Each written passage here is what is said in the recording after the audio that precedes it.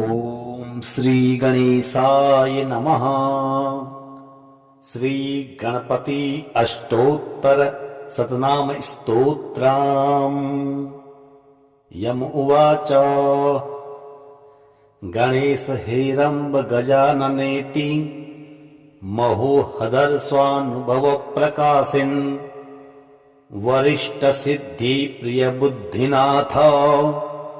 वदन्तमेवं त्यजत प्रभीताः अनेक विघ्नान्तक वक्रतुण्ड स्वसंज्ञवासिन् च चतुर्भुजेति कवीश देवान्तक नाशकारिन् वदन्तमेवं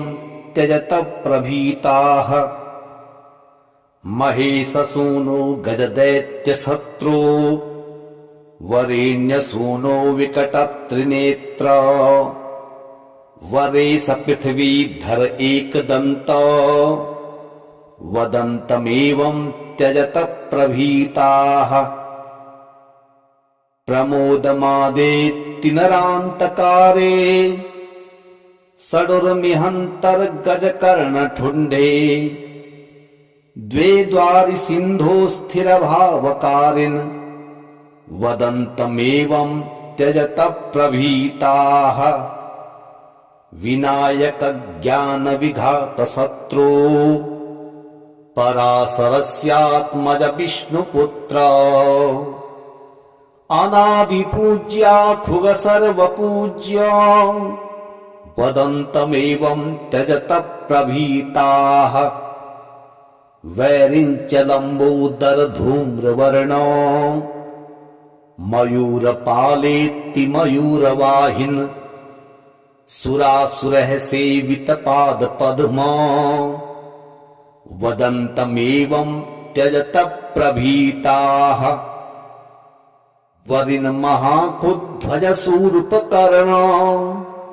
शिवाज सिंहस्त अनन्तवाह दितौज विघ्नेश्वर शेषनाभे वदन्तमेवं त्यजत प्रभीताः अणोरणीयो महतो महीयो रविर्जयोगे ससज्येष्ठराज निधीशमन्त्रे सचेशपुत्र वदन्तमेवं त्यजत प्रभीताः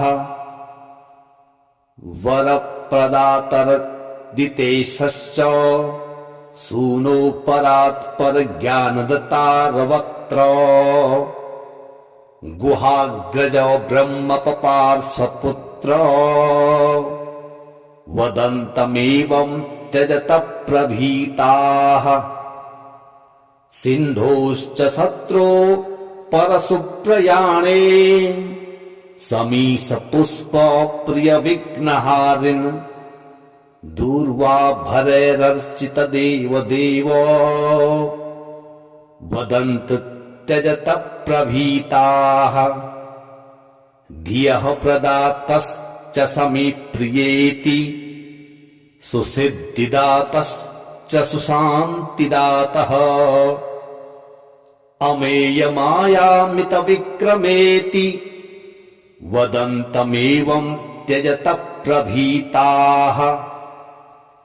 द्विधा चतुर्थी प्रिय कश्यपास्य धनप्रद ज्ञानपद प्रकाशिन्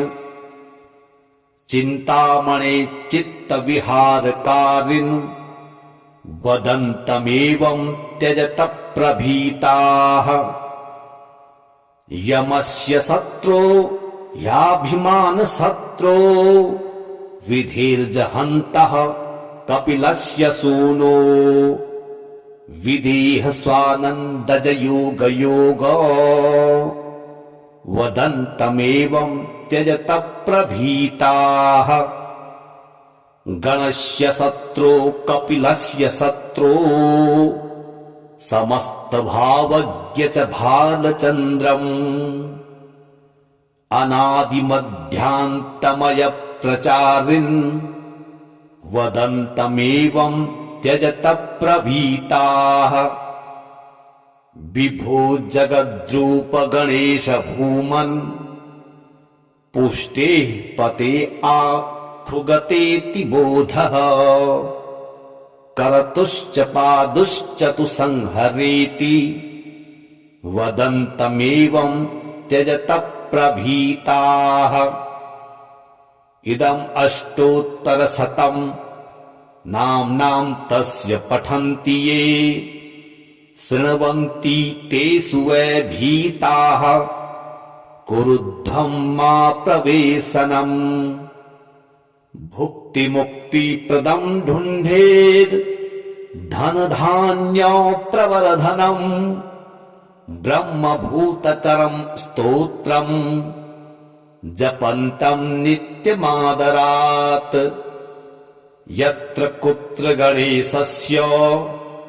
चिह्नयुक्तानि वै भटाः धामानि तस्य सम्भीताः कुरुध्वं मा प्रवेशनम्। यम उवाच गणेश हेरम्ब गजाननेति महोहदर्शानुभव प्रकाशिन् वरिष्ठ सिद्धि प्रिय बुद्धिनाथ वदन्तमेवं त्यजत प्रभीताः अनेक विघ्नान्तक वक्रतुण्ड स्वसंज्ञवासिन् च चतुर्भुजेति कवीश देवान्तकनाशकारिन् वदन्तमेवं त्यजत प्रभीताः महेशसूनो गजदैत्यशत्रो वरेण्यसूनो विकटत्रिनेत्र वरेश पृथ्वीधर एकदन्त वदन्तमेवं त्यजत प्रभीताः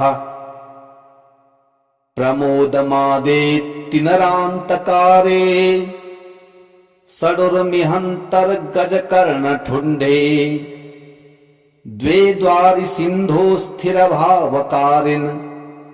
वदन्तमेवं त्यजत प्रभीताः विनायक ज्ञान विघात शत्रो पराशरस्यात्मज विष्णुपुत्र अनादिपूज्या खुग सर्वपूज्य वदन्तमेवं त्यजत प्रभीताः वैरिञ्च लम्बोदर धूम्रवर्णो मयूरपालेत्ति मयूरवाहिन् सुरासुरः सेवित पाद पद्मा वदन्तमेवं त्यजत प्रभीताः वरिन् महाकुध्वज शूर्पकर्ण शिवाज सिंहस्त अनन्तवाह दितौज विघ्नेश्वर शेषनाभे वदन्तमेवं त्यजत प्रभीताः अणोरणीयो महतो महीयो रविर्जयोगे ससज्येष्ठराज निधीसमन्त्रे सचेशपुत्र वदन्तमेवं त्यजत प्रभीताः वरप्रदातरदितेशश्च सूनो परात्पर ज्ञानदतारवक्त्र गुहाग्रज ब्रह्मपपार्श्वपुत्र वदन्तमेवं त्यजत प्रभीताः सिन्धोश्च शत्रो परशुप्रयाणे समीश पुष्प प्रिय विघ्नहारिन् दूर्वाभरैरर्चित देव वदन्त त्यजत प्रभीताः धियः प्रदातश्च समीप्रियेति सुसिद्धिदातश्च सुशान्तिदातः अमेयमायामितविक्रमेति वदन्तमेवं त्यजत प्रभीताः द्विधा चतुर्थी प्रियकस्यपास्य धनप्रदज्ञानपदप्रकाशिन् चिन्तामणे चित्तविहारकारिन् वदन्तमेवं त्यजत प्रभीताः। यमस्य शत्रो याभिमानशत्रो विधिर्जहन्तः कपिलस्य सूनो विदेह स्वानन्दजयोगयोगो वदन्तमेवं त्यजत प्रभीताः। गणस्य शत्रो कपिलस्य शत्रो समस्तभावज्ञ च भालचन्द्रम् अनादिमध्यान्तमय प्रचारिन् वदन्तमेवं त्यजत प्रभीताः। विभो जगद्रूप गणेश भूमन् पुष्टेः पते आखुगतेति बोधः करतुश्च पादुश्च तु संहरेति वदन्तमेवं त्यजत प्रभीताः। इदम् अष्टोत्तरशतं नाम्नां तस्य पठन्ति ये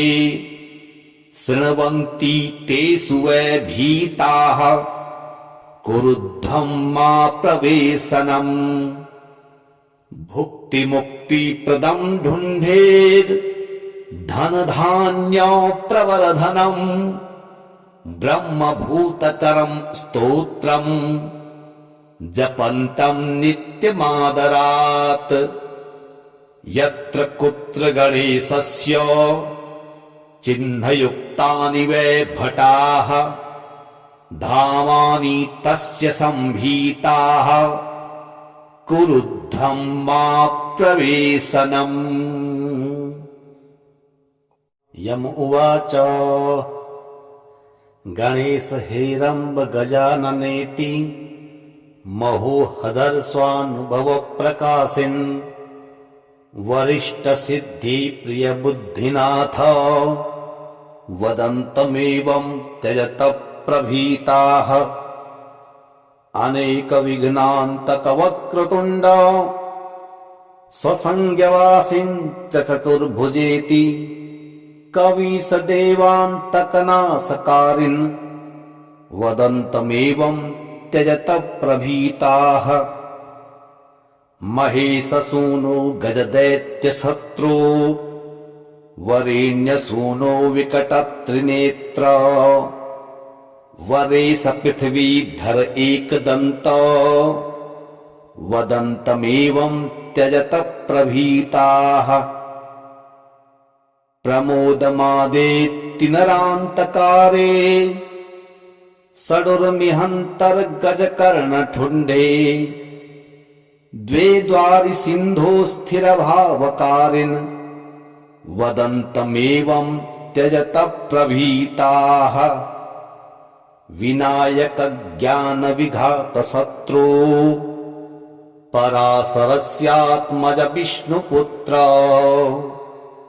अनादिपूज्या खुग सर्वपूज्य वदन्तमेवं त्यजत प्रभीताः। वैरिञ्च लम्बोदर धूम्रवर्णो मयूरपालेत्ति मयूरवाहिन् सुरासुरः सेवित पाद पद्मो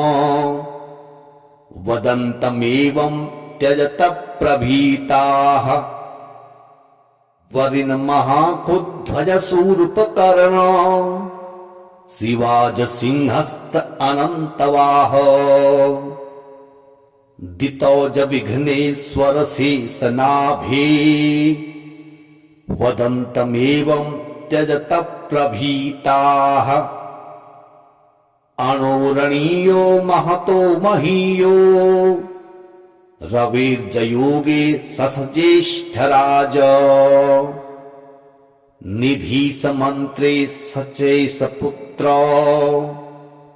वदन्तमेवं त्यजत प्रभीताः। वरप्रदातरदितेशश्च सूनो परात्पर ज्ञानदतारवक्त्र गुहाग्रज ब्रह्मपपार्श्वपुत्र वदन्तमेवं त्यजत प्रभीताः सिन्धोश्च शत्रो परशुप्रयाणे समीसपुष्प प्रियविघ्नहारिन् दूर्वाभरैरर्चित देवदेव वदन्त त्यजत प्रभीताः धियः प्रदातश्च समीप्रियेति सुसिद्धिदातश्च सुशान्तिदातः अमेयमायामितविक्रमेति वदन्तमेवं त्यजत प्रभीताः द्विधा चतुर्थी प्रियकस्यपास्य धनप्रदज्ञानपदप्रकाशिन् चिन्तामणे चित्तविहारकारिन् वदन्तमेवं त्यजत प्रभीताः यमस्य शत्रो याभिमानशत्रो विधिर्जहन्तः कपिलस्य सूनो विदेह स्वानन्दजयोगयोग वदन्तमेवं त्यजत प्रभीताः गणस्य शत्रो कपिलस्य शत्रो समस्तभावज्ञ च भालचन्द्रम् अनादिमध्यान्तमय प्रचारिन् वदन्तमेवं त्यजत प्रभीताः विभो जगद्रूप गणेश भूमन् पुष्टेः पते आखुगतेति बोधः करतुश्च पादुश्च तु संहरेति वदन्तमेवं त्यजत प्रभीताः इदम् अष्टोत्तरशतं नाम्नां तस्य पठन्ति ये शृण्वन्ति तेषु वै भीताः कुरुध्वं मा प्रवेशनम् भुक्तिमुक्तिप्रदं ढुण्ढेर् धनधान्य प्रवर्धनम् ब्रह्मभूतकरं स्तोत्रम् जपन्तं नित्यमादरात् यत्र कुत्र गणेशस्य चिह्नयुक्तानि वै भटाः धामानि तस्य सम्भीताः कुरुध्वं मा प्रवेशनम्। यम उवाच गणेश हेरम्ब गजाननेति महोहदर्शानुभव प्रकाशिन् वरिष्ठ सिद्धि प्रिय बुद्धिनाथ वदन्तमेवं त्यजत प्रभीताः अनेक विघ्नान्तक वक्रतुण्ड स्वसंज्ञवासिन् च चतुर्भुजेति कवीश देवान्तकनाशकारिन् वदन्तमेवं त्यजत प्रभीताः महेशसूनो गजदैत्यशत्रो वरेण्यसूनो विकटत्रिनेत्र वरेश पृथ्वीधर एकदन्त वदन्तमेवं त्यजत प्रभीताः प्रमोदमादेत्ति नरान्तकारे षडुर्मिहन्तर्गजकर्णठुण्डे द्वे द्वारि सिन्धो स्थिरभावकारिन् वदन्तमेवं त्यजत प्रभीताः विनायक ज्ञान विघात शत्रो पराशरस्यात्मज विष्णुपुत्र अनादिपूज्या खुग सर्वपूज्य वदन्तमेवं त्यजत प्रभीताः वैरिञ्च लम्बोदर धूम्रवर्णो मयूरपालेति मयूरवाहिन् सुरासुरः सेवितपादपद्मा वदन्तमेवं त्यजत प्रभीताः वरिन् महाकुध्वजशूर्पकर्ण शिवाजसिंहस्त अनन्तवाह दितौज विघ्नेश्वर शेषनाभे वदन्तमेवं त्यजत प्रभीताः अणोरणीयो महतो महीयो रविर्जयोगे ससज्येष्ठराज निधीसमन्त्रे सचेशपुत्र वदन्तमेवं त्यजत प्रभीताः वरप्रदातरदितेशश्च सूनो परात्परज्ञानदतारवक्त्र गुहाग्रज ब्रह्मपपार्श्वपुत्र वदन्तमेवं त्यजत प्रभीताः सिन्धोश्च शत्रो परशुप्रयाणे समीशपुष्प प्रियविघ्नहारिन् दूर्वाभरैरर्चित देवदेव वदन्त त्यजत प्रभीताः धियः प्रदातश्च समीप्रियेति सुसिद्धिदातश्च सुशान्तिदातः अमेयमायामितविक्रमेति वदन्तमेवं त्यजत प्रभीताः द्विधा चतुर्थी प्रियकस्यपास्य धनप्रदज्ञानपदप्रकाशिन् चिन्तामणे चित्तविहारकारिन्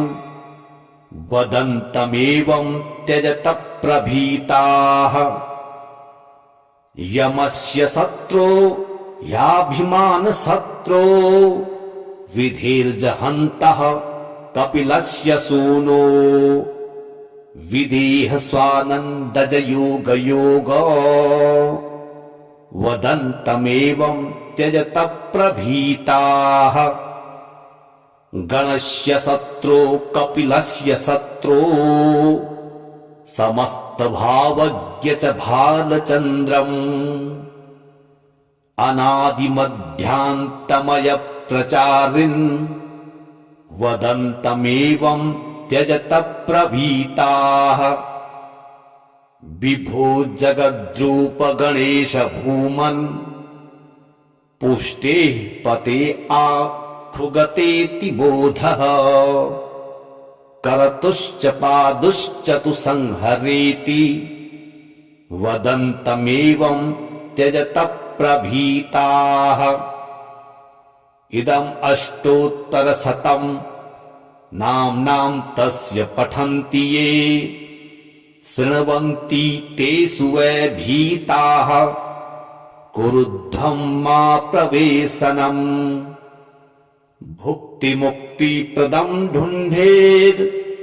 धनधान्य प्रवर्धनम् ब्रह्मभूतकरं स्तोत्रम् जपन्तं नित्यमादरात् यत्र कुत्र गणेशस्य चिह्नयुक्तानि वै भटाः धामानि तस्य संभीताः कुरुध्वं मा प्रवेशनम्। यम उवाच गणेश हेरम्ब गजाननेति महोहदर्शानुभव प्रकाशिन् वरिष्ठ सिद्धि प्रिय बुद्धिनाथ वदन्तमेवं त्यजत प्रभीताः अनेक विघ्नान्तक वक्रतुण्ड स्वसंज्ञवासिन् च चतुर्भुजेति कवीश देवान्तकनाशकारिन् वदन्तमेवं त्यजत प्रभीताः महेशसूनो गजदैत्यशत्रो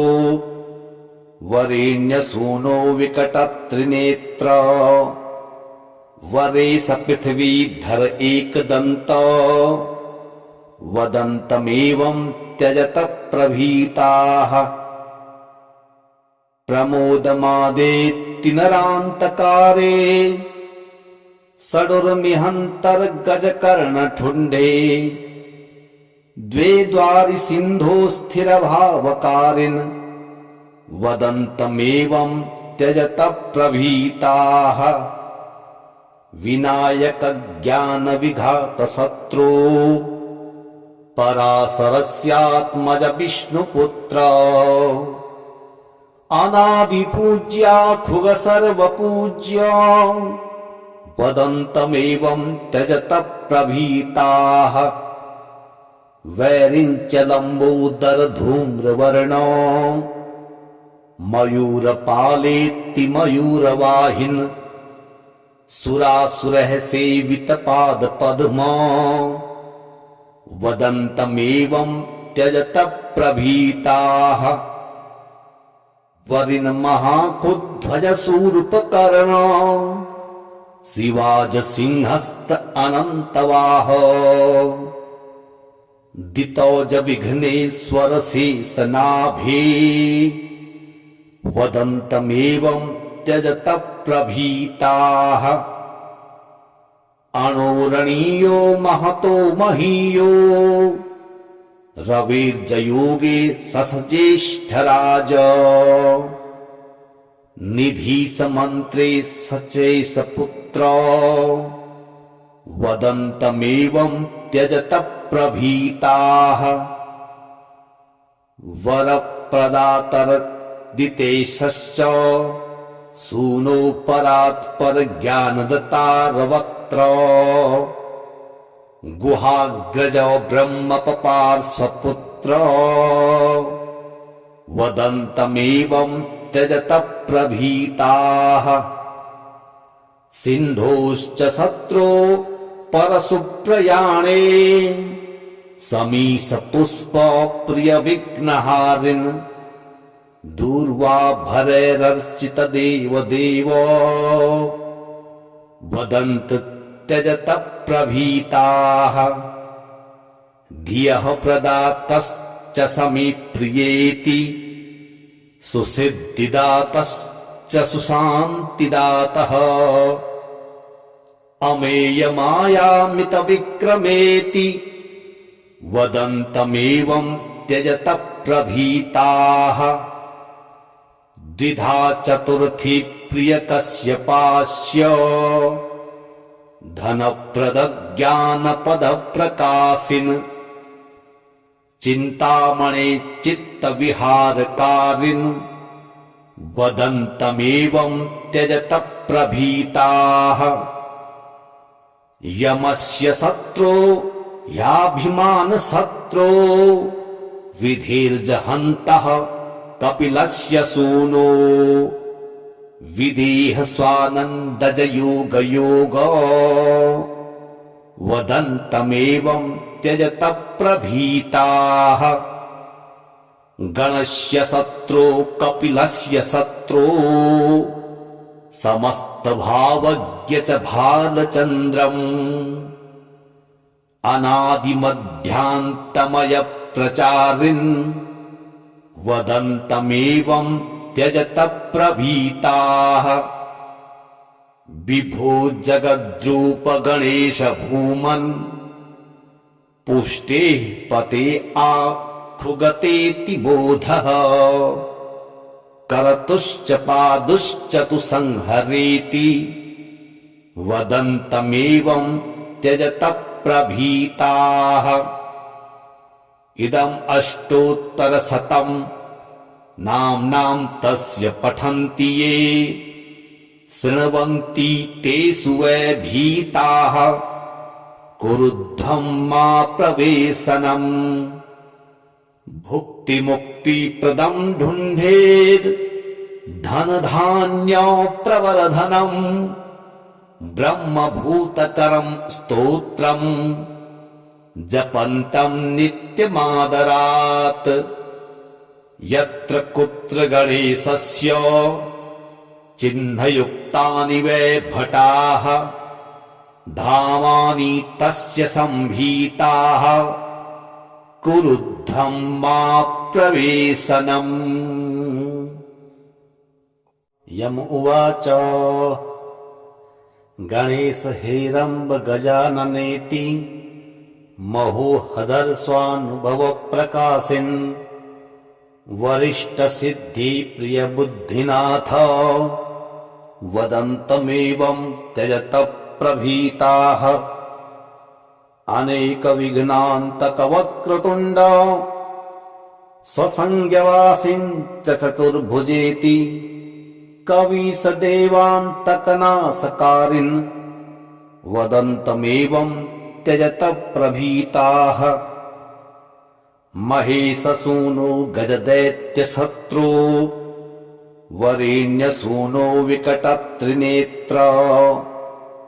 वरेश पृथ्वीधर एकदन्त वदन्तमेवं त्यजत प्रभीताः प्रमोदमादेत्ति नरान्तकारे षडुर्मिहन्तर्गजकर्णठुण्डे द्वे द्वारि सिन्धो स्थिरभावकारिन्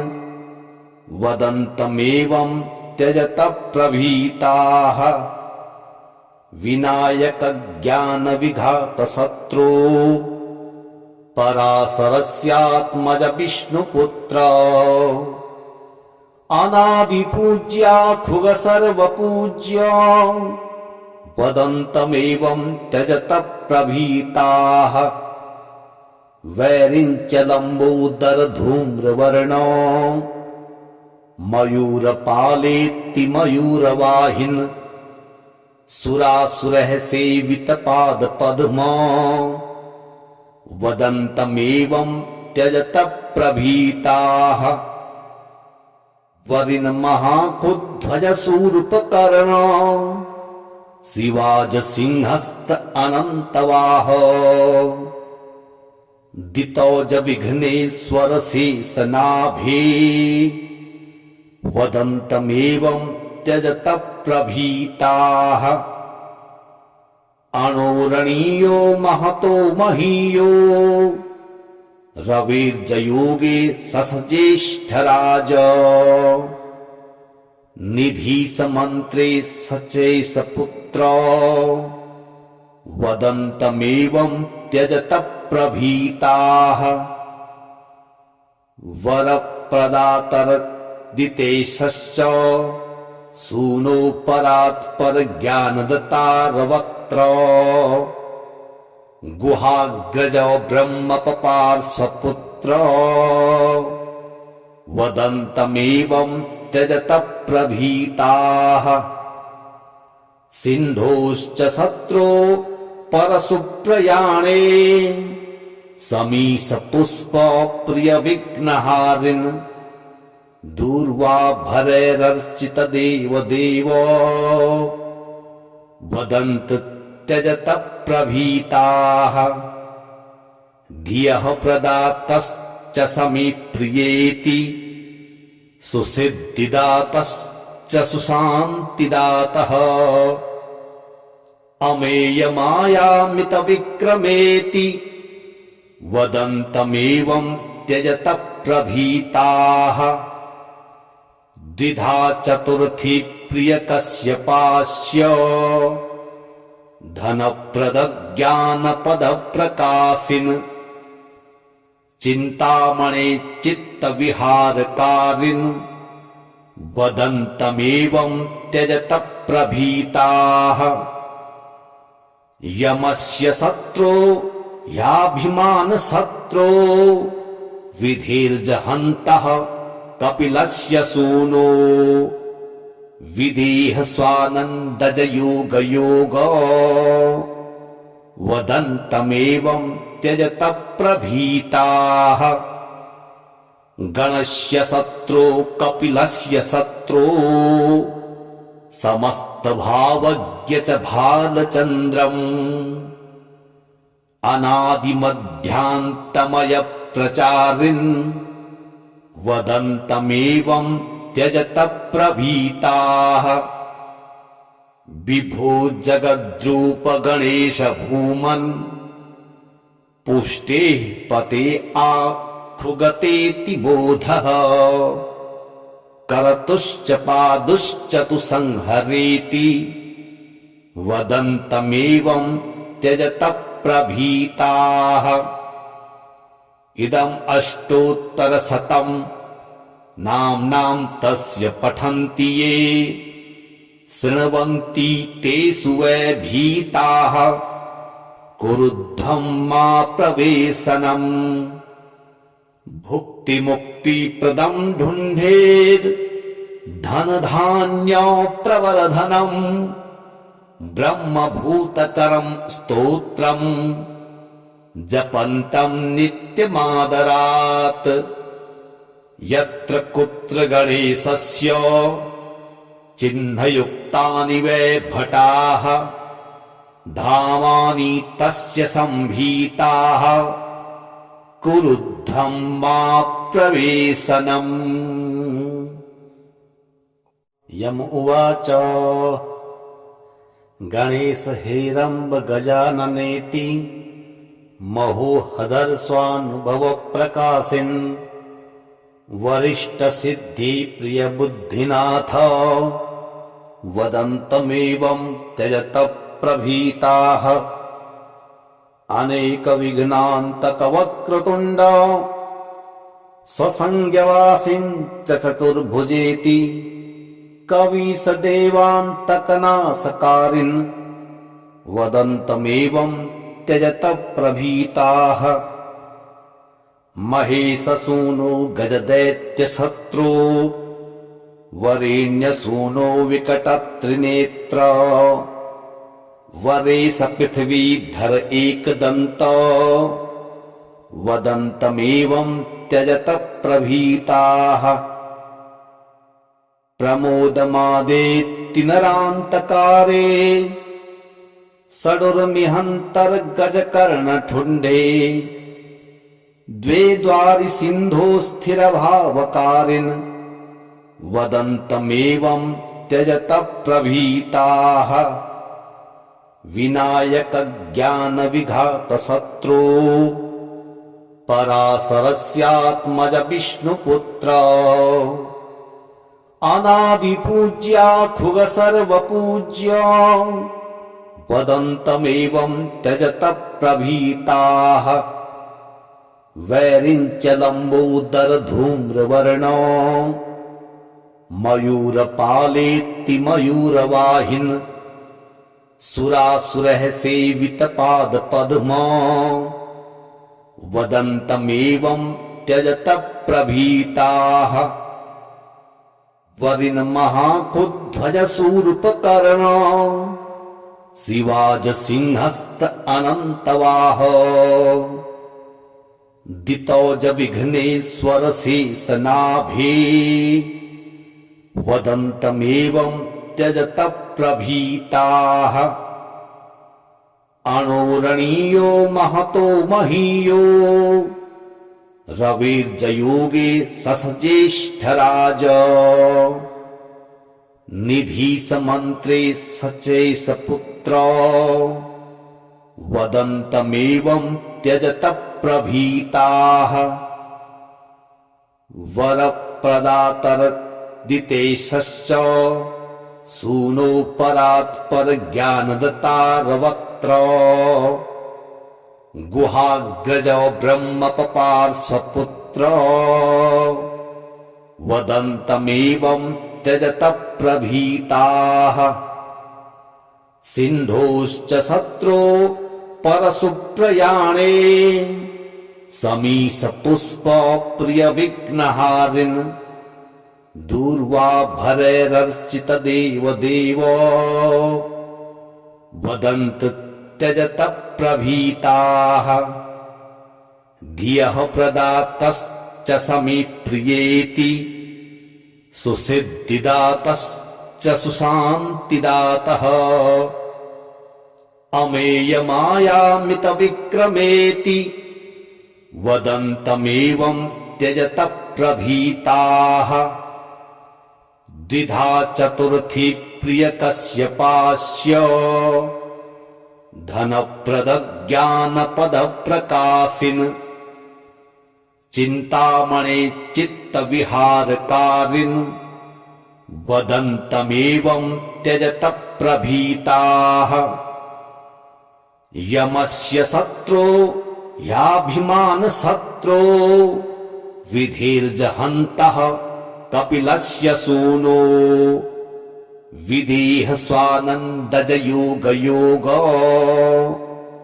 वदन्तमेवं त्यजत प्रभीताः गणस्य शत्रो कपिलस्य शत्रो समस्तभावज्ञ च भालचन्द्रम् अनादिमध्यान्तमय प्रचारिन् वदन्तमेवं त्यजत प्रभीताः विभो जगद्रूप गणेश भूमन् पुष्टेः पते आखुगतेति बोधः करतुश्च पादुश्च तु संहरेति वदन्तमेवं त्यजत प्रभीताः इदम् अष्टोत्तरशतम् नाम्नां तस्य पठन्ति ये शृण्वन्ति तेषु वै भीताः कुरुध्वं मा प्रवेशनम् भुक्तिमुक्तिप्रदं ढुण्ढेत् धनधान्य प्रवर्धनम् ब्रह्मभूतकरं स्तोत्रम् जपन्तं नित्यमादरात् यत्र कुत्र गणेशस्य चिह्नयुक्तानि वै भटाः धामानि तस्य सम्भीताः कुरुध्वं मा प्रवेशनम्। यम उवाच गणेश हेरम्ब गजाननेति महोहदर्शानुभव प्रकाशिन् वरिष्ठ सिद्धि प्रिय बुद्धिनाथ वदन्तमेवं त्यजत प्रभीताः अनेक विघ्नान्तक वक्रतुण्ड स्वसंज्ञवासिन् च चतुर्भुजेति कवीश देवान्तकनाशकारिन् वदन्तमेवं त्यजत प्रभीताः महेशसूनो गजदैत्यशत्रो वरेण्यसूनो विकटत्रिनेत्र वरेश पृथ्वीधर एकदन्त वदन्तमेवं त्यजत प्रभीताः प्रमोदमादेत्ति नरान्तकारे षडुर्मिहन्तर्गजकर्णठुण्डे द्वे द्वारि सिन्धो स्थिरभावकारिन् वदन्तमेवं त्यजत प्रभीताः विनायक ज्ञान विघात शत्रो पराशरस्यात्मज विष्णुपुत्र अनादिपूज्या खुग सर्वपूज्य वदन्तमेवं त्यजत प्रभीताः वैरिञ्च लम्बोदर धूम्रवर्णो मयूरपालेत्ति मयूरवाहिन् सुरासुरः सेवित पाद पद्मो वदन्तमेवं त्यजत प्रभीताः वरिन् महाकुध्वज शूर्पकर्णो शिवाज सिंहस्त अनन्तवाहो दितौज विघ्नेश्वर शेषनाभे वदन्तमेवं त्यजत प्रभीताः अणोरणीयो महतो महीयो रविर्जयोगे ससज्येष्ठराज निधीसमन्त्रे सचेशपुत्र वदन्तमेवं त्यजत प्रभीताः वरप्रदातरदितेशश्च सूनो परात्परज्ञानदतारवक्त्र गुहाग्रज ब्रह्मपपार्श्वपुत्र वदन्तमेवं त्यजत प्रभीताः सिन्धोश्च शत्रो परशुप्रयाणे समीसपुष्पप्रियविघ्नहारिन् दूर्वाभरैरर्चितदेवदेव वदन्त त्यजत प्रभीताः धियः प्रदातश्च समीप्रियेति सुसिद्धिदातश्च सुशान्तिदातः अमेयमायामितविक्रमेति वदन्तमेवं त्यजत प्रभीताः द्विधा चतुर्थी प्रियकस्यपास्य धनप्रदज्ञानपदप्रकाशिन् चिन्तामणे चित्तविहारकारिन् वदन्तमेवं त्यजत प्रभीताः यमस्य शत्रो याभिमानशत्रो विधिर्जहन्तः कपिलस्य सूनो विदेह स्वानन्दजयोगयोगो वदन्तमेवं त्यजत प्रभीताः गणस्य शत्रो कपिलस्य शत्रो समस्तभावज्ञ च भालचन्द्रम् अनादिमध्यान्तमयप्रचारिन् वदन्तमेवं त्यजत प्रभीताः विभो जगद्रूप गणेश भूमन् पुष्टेः पते आखृगतेति बोधः करतुश्च पादुश्च तु संहरेति वदन्तमेवं त्यजत प्रभीताः इदम् अष्टोत्तरशतं नाम्नां तस्य पठन्ति ये शृण्वन्ति तेषु वै भीताः कुरुध्वं मा प्रवेशनम् भुक्तिमुक्तिप्रदं ढुण्ढेर् धनधान्यप्रवरधनम् ब्रह्मभूतकरं स्तोत्रम् जपन्तं नित्यमादरात् यत्र कुत्र गणेशस्य चिह्नयुक्तानि वै भटाः धामानि तस्य सम्भीताः कुरुध्वं मा प्रवेशनम्।